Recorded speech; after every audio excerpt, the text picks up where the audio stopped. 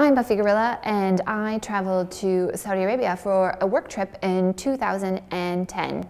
I attended a student recruitment event, so meeting lots of potential students who might be interested in studying a postgraduate business degree at a business school that I was working for in France.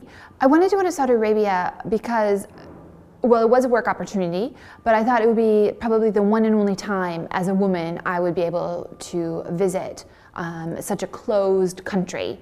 I had heard from other people that if you are a woman going to Saudi Arabia, you would sometimes need to get permission, a written permission from your husband to be able to enter the country, or when you were applying for your visa.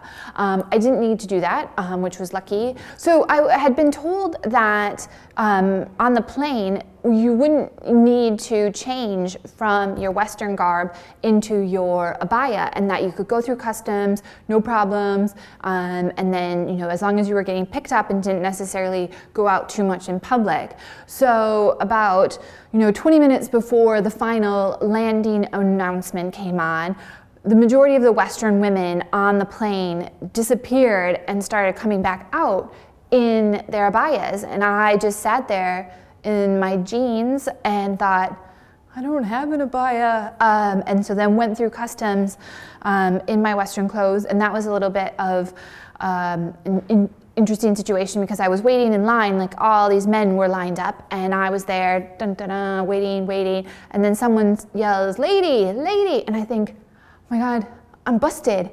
And it was to go to the all-female line of passport control. So I was like, oh, crisis averted. But then it was in the abaya the rest of the time.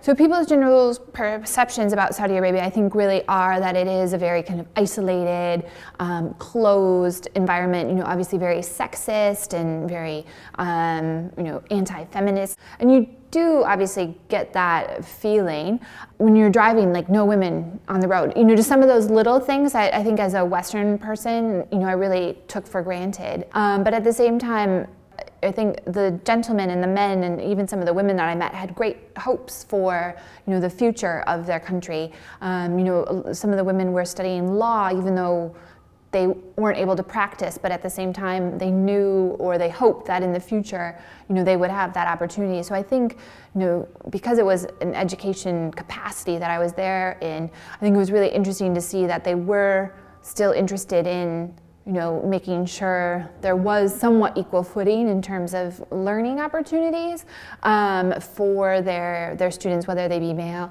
or female.